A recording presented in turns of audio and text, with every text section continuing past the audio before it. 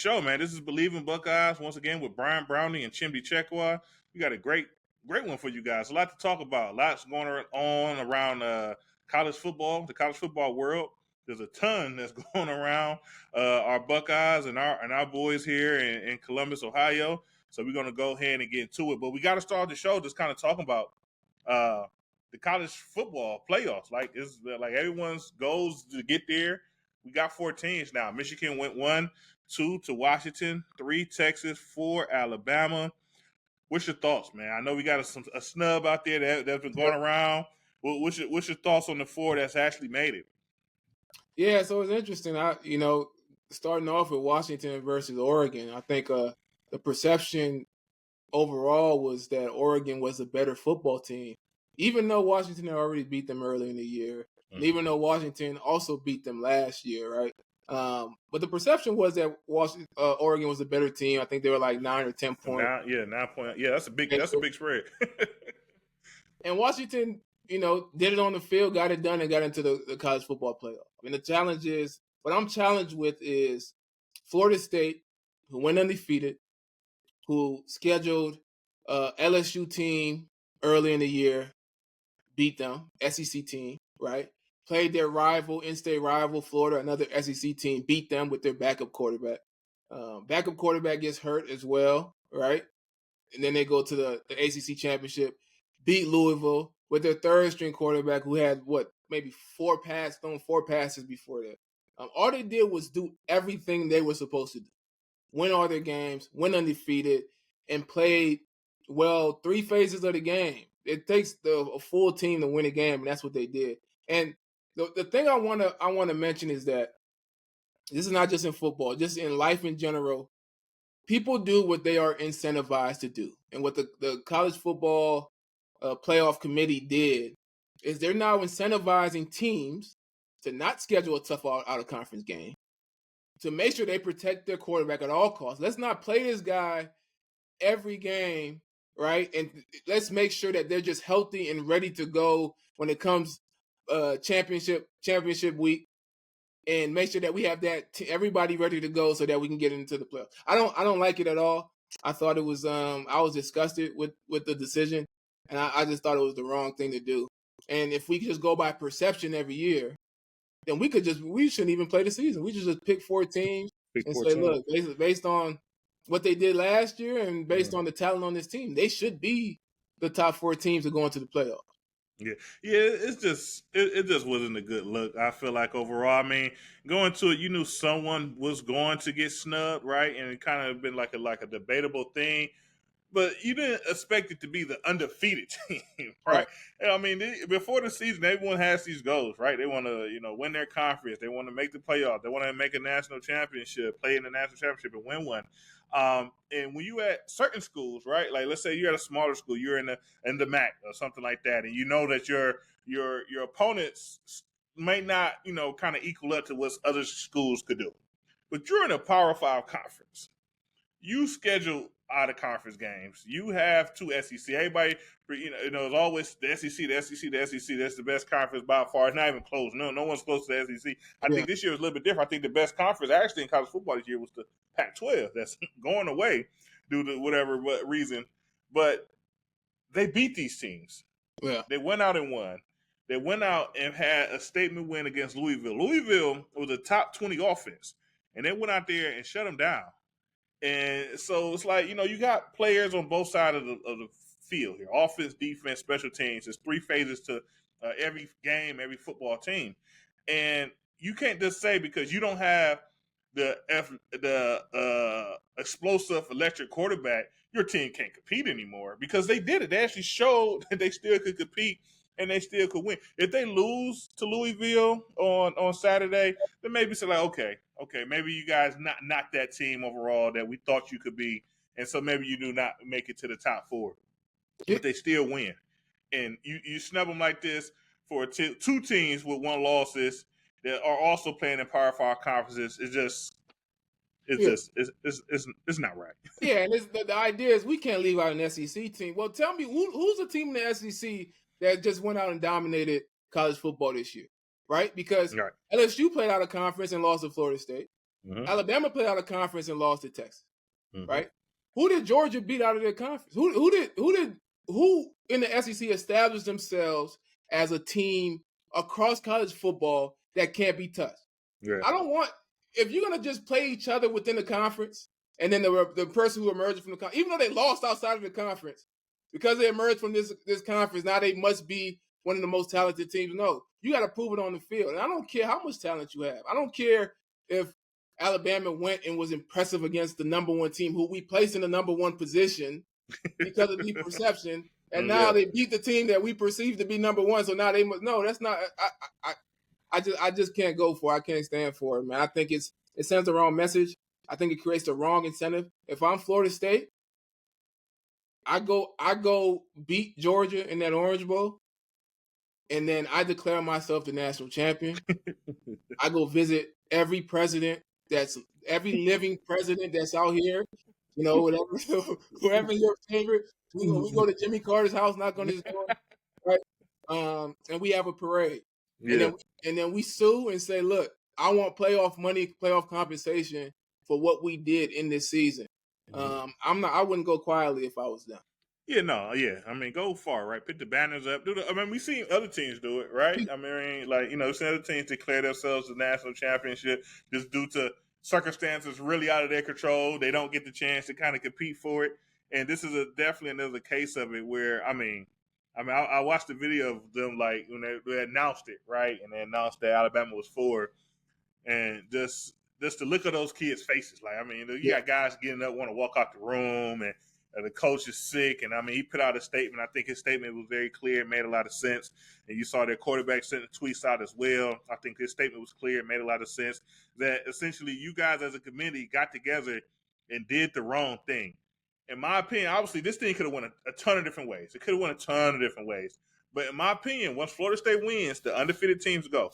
Michigan gets in, Washington gets in, Florida State gets in, and then you decide what you want to do with the one-loss teams. If you want to say Texas, Alabama, you beat Texas, but we're going to disregard it because now at the end of the year, we feel like Alabama's a stronger team. I feel like that's a better argument to make than what they did to Florida State. To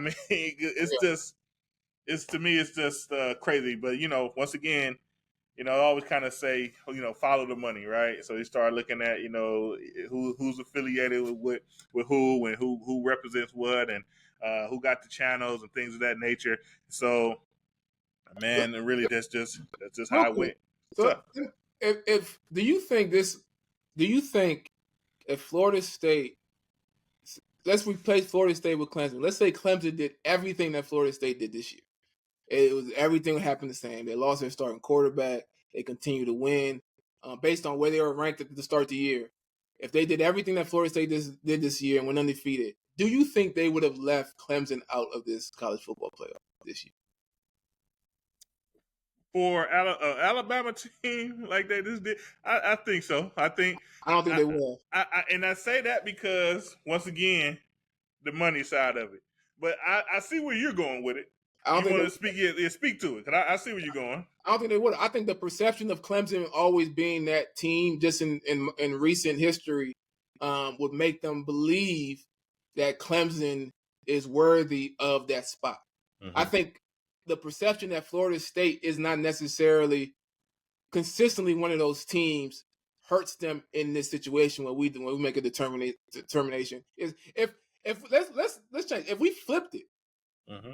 If Florida State did what Alabama did, Alabama was the brand that was on Florida State, the undefeated Alabama, who lost their starting quarterback, but has a second string quarterback, and they just keep winning. They'd be like, man, this Alabama team, they just keep finding ways to win. They just keep finding ways to win. This team is tough, and I know it may be the backup quarterback, but these guys are all 5-star guys. Like, the conversation would be different.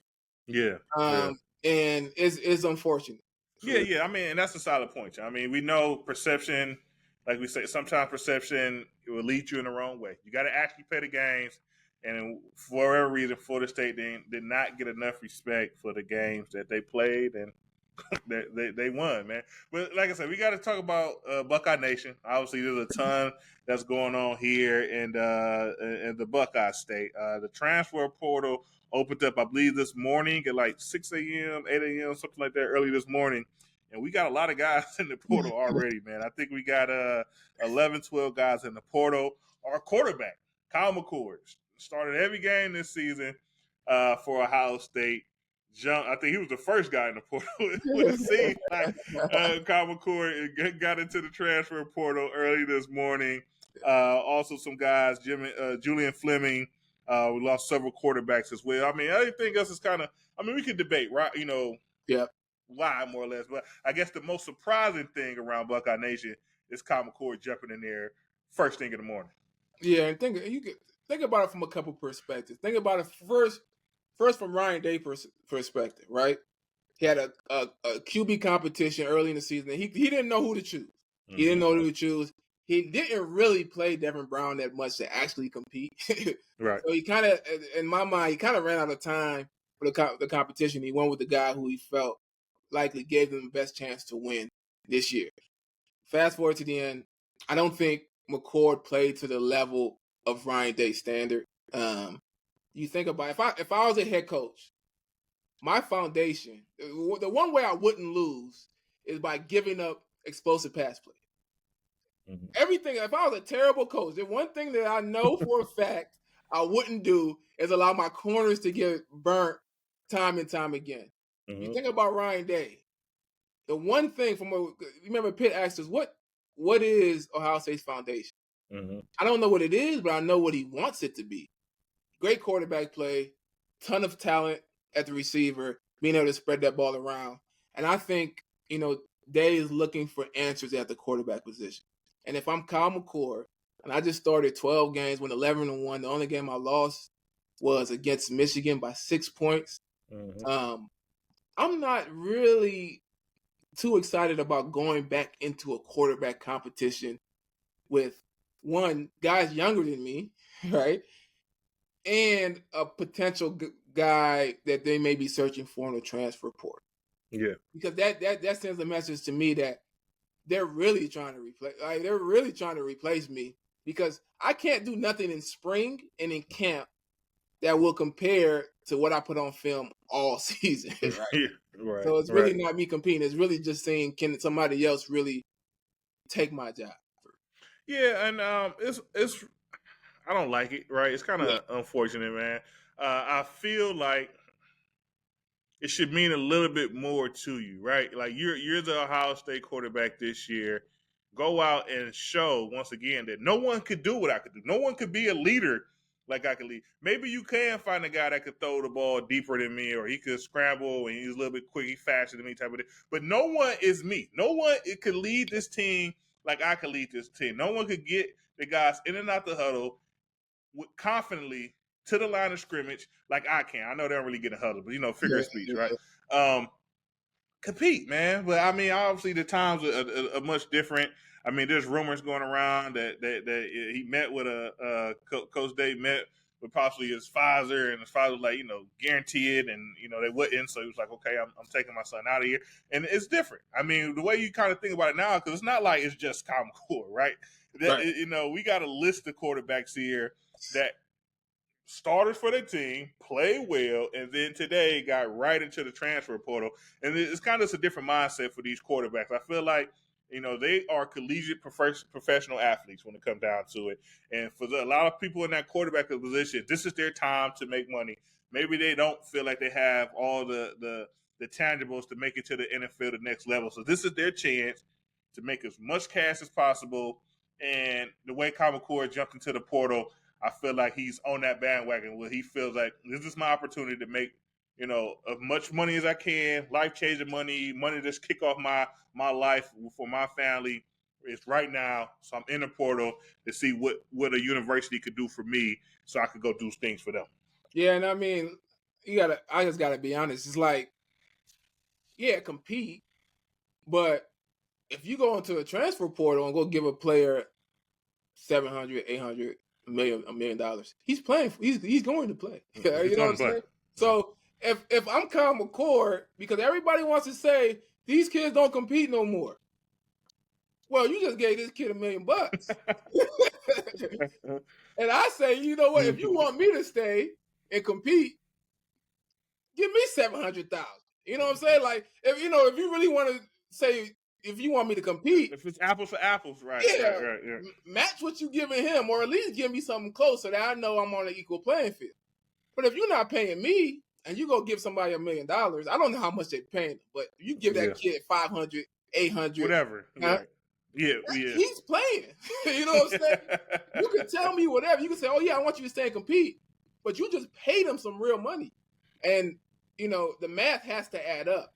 And what it adds up to is I'm out, and that's just the reality of it. We could call it how we want to, but these quarterbacks are playing on 1-year deals, and unless they change something, that is the current situation. Yeah. And to be frank, like I said, if this is your opportunity to make money, man, I'm not going to be the guy to say you shouldn't make it this way. It's just college football has changed a lot, man. A lot. It's changed a ton. But so speaking of the portal, though, I mean, it's good quarterbacks out there, right? And so it's all now the rumors are really picking up, right? Like who will Ohio State pursue in a transfer portal here to kind of come in and compete? Because we got guys on the roster, right? Guys that we want to see play, come in and compete for a spot to be the Ohio State quarterback. So first we got to look at in-state. We got Toledo, DeQuan Finn. We remember him, right? He came to Ohio State and he put a show on.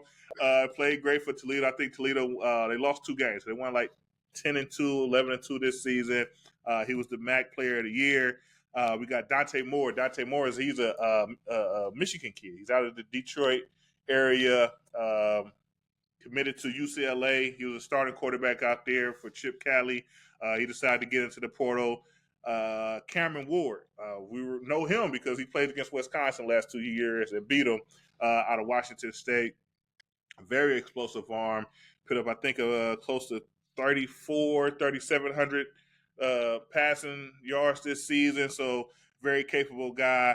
You got some other guys in there, Will Howard, Riley Leonard. I'm not going to name all the guys. Dylan Gabriel, that's another big name, though, because he was very explosive, very good player out of Oklahoma. I think it was a surprise to me to see his name in the portal this morning as well. So if you're Coach Day, like, are you going all out, pitting big money on one of these guys, or are you going to look in the room? We got Aaron Nolan coming in this year. We also obviously got Lincoln on the roster, and we also still have Devin Brown there as well. What's your thoughts? Go spend his money or see what we got in the bowl game? Yeah, so I'm someone who tries to read between the lines, and I've heard Ryan Day mention Lincoln and say he has a bright future at Ohio State. If you in an interview say this kid has a bright future at Ohio State, that means they really like him. So I think Lincoln has a real chance to be the guy for Ohio State at some point. I think he's in a good position to get there. But you have to win now as well. So I think he's going to be active in the portal looking for a quarterback, maybe a few other positions. I like Daquan Finn. I saw him against Ohio State. He looked good to me. He's a guy who is an explosive runner, but at the same time, he does sit in the pocket. He does move in the pocket. He does keep his eyes downfield. So reminds me like a Justin Fields type player in that sense. Dante Moore played under Chip Kelly. I think they coached under Chip Kelly, so there may be some similarities or some things that he may like from a guy like that. The other guys, I like Oklahoma's quarterback. I don't know why he even got in the portal, but he may have an idea where he wants to go. Maybe Ohio State is looking at him as well. Outside of them, I know a lot of talk about Washington State's quarterback. I think he's a good quarterback. I know people really love running quarterbacks. Yeah, they like always you see a guy who can run explosively, guys. But I think Dave really wants a guy who can be in the pocket and deliver those passes across the field. I think that's where his offense is at its best. So I think that's what he probably will look for. Yeah. So I don't know. I would love to see them grab a guy, but I still really want it to be competition. Because just to be frank, I like the guys that's on the roster. I feel like they need some time to develop. They need some time to play. And you go get this big name out the portal. Like we say, it's probably gonna be some big money attached to it. Yeah. When you come in, you almost have to play them.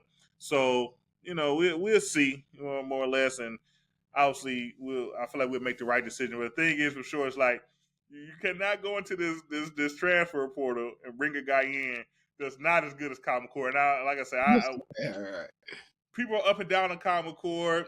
I seen enough for him to win games. I feel like he had enough to beat Michigan. Obviously, he didn't get the job done, and obviously he won all those other games other than that. So you got to be kind of careful what you move here because, like I said, this guy has. If not, it's gonna be like, well, why don't we let the last guy Right. go? Right. Especially if Kyle McCord is somewhere else tearing it up, which he's definitely capable of doing, in my opinion. So, Yeah. good luck to him, but obviously, better luck, best luck to our Buckeyes that we make a good decision Yeah. there. Yeah, I think good luck to Kyle, man. I think he had some good moments. He had some challenging moments. You go back and watch that Michigan game again. There were some Yeah. passes that he should have been able to complete, and he had some inconsistencies with his mechanics. It could potentially be something that he gets better at going into next year. He could be a better player next season. But I do think you make a good point with getting somebody in the portal, and it almost makes sense to get a veteran, a guy like Daquan Finn, a guy who's been in college 3 years, is going to play 1 year and be gone, while you got young guys who are ready to take over and moving forward. Because if you get a younger guy, maybe he plays for 1 year and he's gone to his transfer portal, right? But still, it's kind of like, you kind of want to develop some of the guys that you brought in. That's why you brought them in. So, yeah, there may be an opportunity to maybe do something for 1 year and then kind of move on with the guys you got coming in. Yeah, so we will see. It will be interesting, and we will speak about it once we know something. So yeah, but I mean, obviously we've been talking a lot about the playoffs, we talk about the transfer portal, but Ohio State did make it to a bowl. We was bowl eligible. We made it to a bowl game, man. So we're going to we're playing at the I think it's in Texas. Or Yeah, yeah, yep. We're playing Missouri in the Cotton Bowl. Missouri is an SEC team. We looked at their schedule a little bit before we started here. They only had 2 losses on the season. It's funny if you kind of, like I say, they're the SEC team. You look at their schedule like they didn't really play anybody. The teams they played, they kind of lost. But I guess their best wins of the season is they beat Kentucky while they was ranked, barely, and then they beat Tennessee while they was ranked. I'm throwing barely on that as well. But they lost to the better competition with Georgia and who was that? Alabama, maybe they lost to LSU. LSU. They lost to LSU and they lost to Georgia on the season. So, yeah, I mean it's the bowl game, so it's time to. The best thing to me about a bowl game is the extra weeks of practice you get with your team. So there's much time for the young guys to kind of go out there, show what they could do. Hopefully, who knows? We have to see. We don't know who will be the starting quarterback for Ohio State. We don't know who will sit out. I mean, we can kind of start guessing, right? Mayan Williams stated he was going to the draft. Let's assume Marvin Harrison Jr. is going to the draft, and I'm sure a couple other guys will make some decisions on that soon. So we'll see who actually plays in the game, and once we know, we'll talk about that as well. But before we end off the show, we got to talk about Marvin Harrison Jr. is a finalist for the Heisman, which is huge from him. Yeah. What's your thought on Marvin Harrison's career and him being awarded to be a finalist for such a prestigious award? I think and I didn't grow up in Ohio, so I'm not. I don't have the greatest Ohio State receiver history. My Ohio State receiver history starts in somewhere in the late '90s, right? But based off of that, I think he's the best receiver from a completeness standpoint that Ohio State has had, and kudos to him. I think it's rewarding for him to be a Heisman finalist. I don't think he wins it. I don't really think he has much of a chance. But to be in that position, probably win the Blitnikoff Award, right? He wasn't able to beat that team up north, right? He wasn't able to win a championship. I don't think not a Big Ten championship either, right? So I mean, just to at least be recognized for the level of talent he is, it's I'm glad that he was able to get at least get to this level and be rewarded for his amazing talent and what he did in college. Yeah, that's right. Congratulations to him. Obviously, he did a lot for Ohio State. I mean, he was basically at some point it seemed like he was carrying this offense.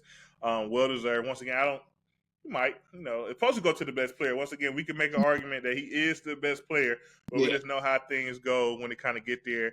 I just know he spoke very highly of the chance of being a finalist for the Heisman. was one of his list of things that he wanted to get accomplished this year, and he was able to get that done. So really, congratulations to Marvin Harrison Jr. and his fantastic career at Ohio State. Before we end, though, my Tall Blooders, back-to-back state titles, won the Division IV state championship this weekend. First public school from Cleveland to win a state championship, and they did it twice because they like it. It's the new thing now, man. Win state championships out of Cleveland, man. So big ups to those guys. But that's our show for today. Once again, this is Believe in Buckeyes with Brian Brownie and Chimney Checkwa. We end this with an OH. Ayo. Go Bucks, and we'll catch you guys next week. Go Bucks.